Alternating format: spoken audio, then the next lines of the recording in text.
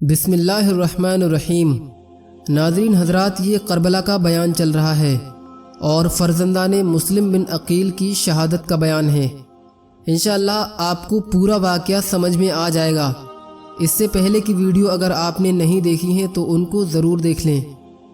ادھر ابن زیاد کو جب معلوم ہوا مشکور دروگہ جیل کی اس بات پر، ابن زیاد اس جواب پر غضبناک ہو گیا اور کہا، میں ابھی تجھے سخت سزا دیتا ہوں۔ آپ اہل بیت سے دل و جان سے محبت کرتے تھے۔ انہوں نے کہا، ایک نہیں، مشکور کی اگر 1000 جانیں بھی ہوں تو سب ان پر قربان ہیں۔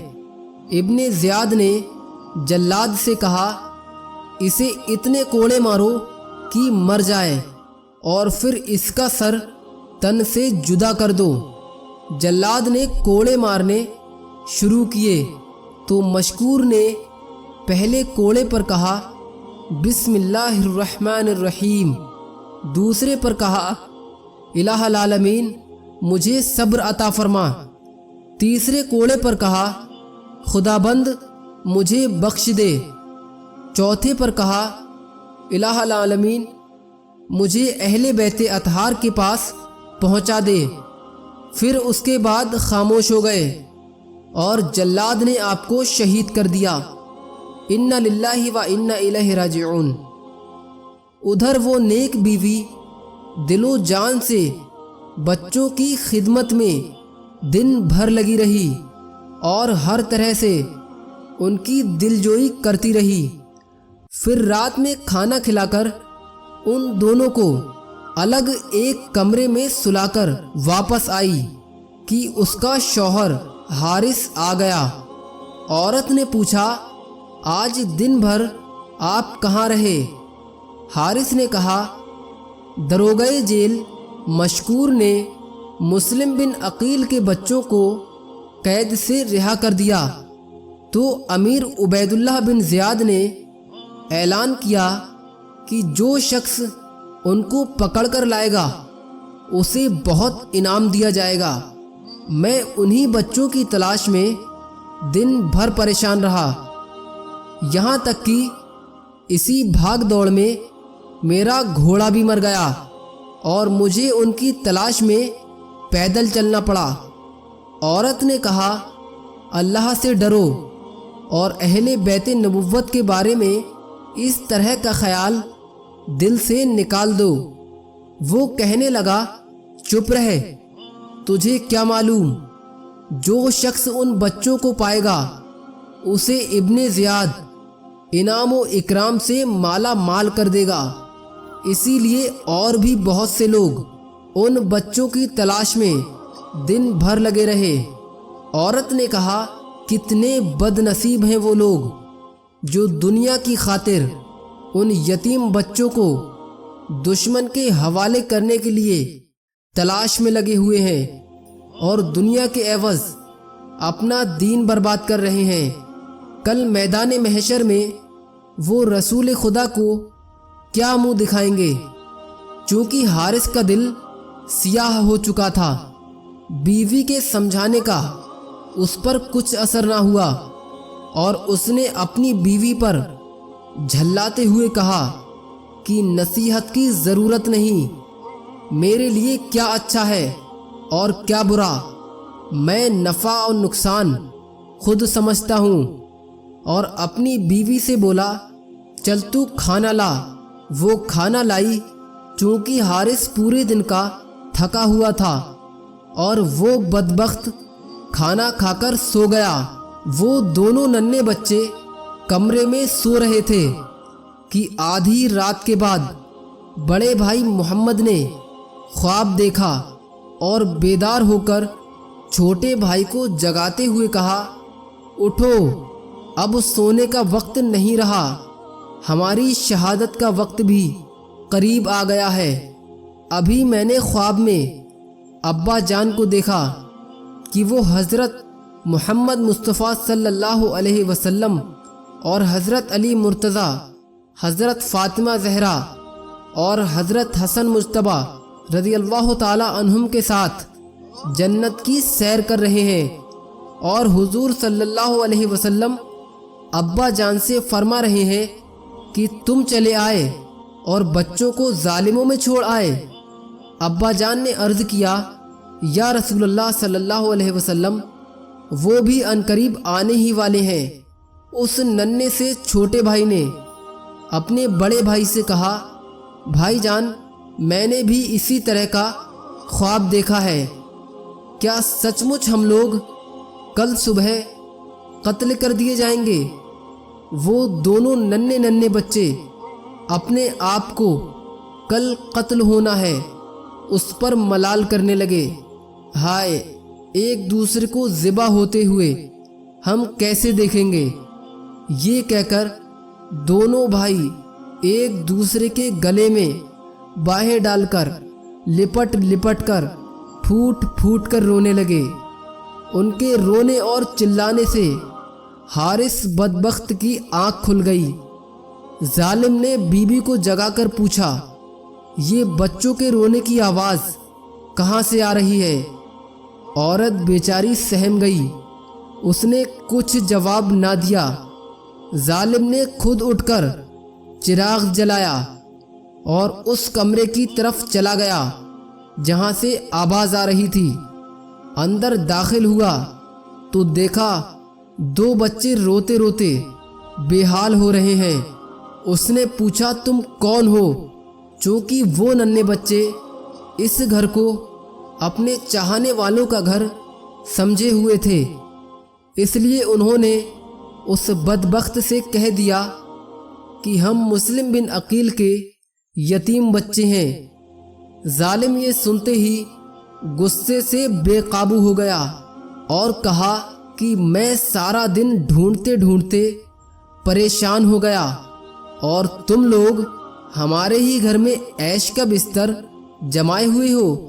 ये कहते हुए वो जालिम आगे बढ़ा और निहायत बेरहमी के साथ उन दोनों नन्हे बच्चे, जिन पर पहले से ही गमों का पहाड़ टूटा पड़ा था, उनको बेरहमी से मारना शुरू कर दिया।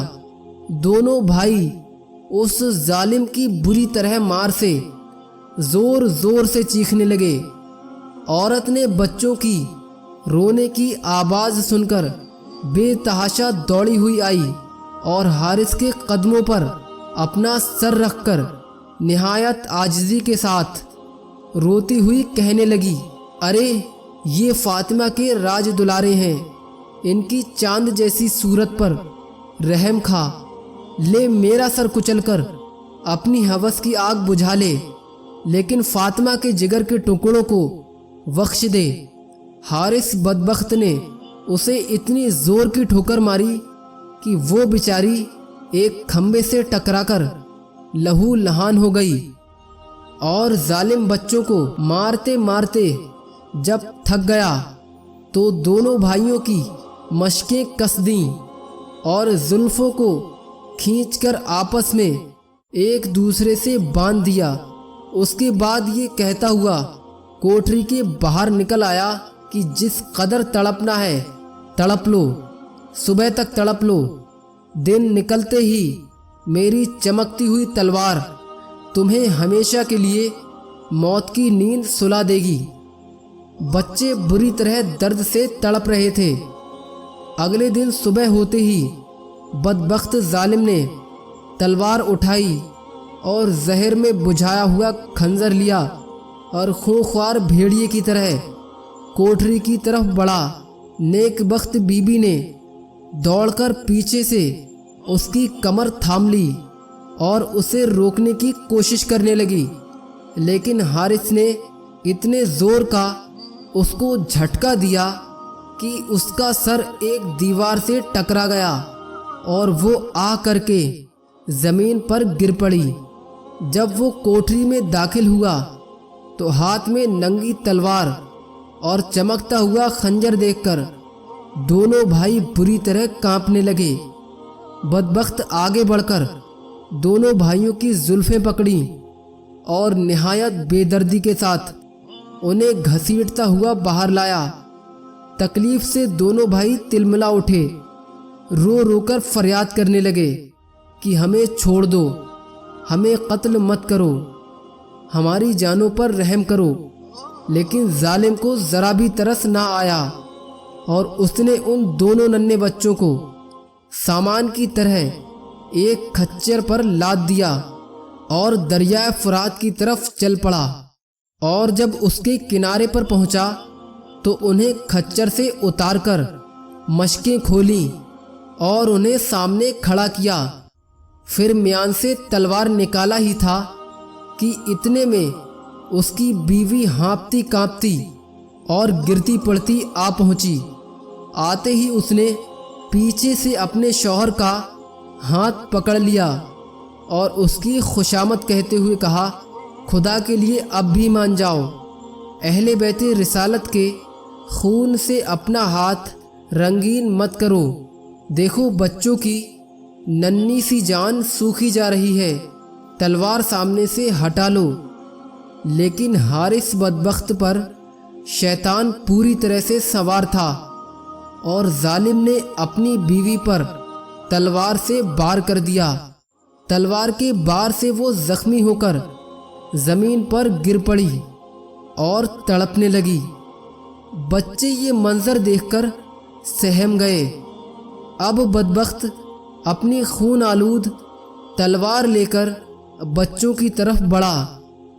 छोटे भाई पर वार करना ही चाहता था कि बड़ा भाई चीख उठा और उस बदबख्त से कहने लगा, खुदा के लिए पहले मुझे ज़िबह कर दो, मैं अपने छोटे भाई की तड़पती हुई लाश नहीं देख सकूंगा। और छोटे भाई ने सर झुकाते हुए उस बदबख्त से कहा कि बड़े भाई के कत्ल का मंजर मुझसे नहीं देखा जा सकेगा, खुदा के वास्ते पहले मेरा ही सर कलम कर दो।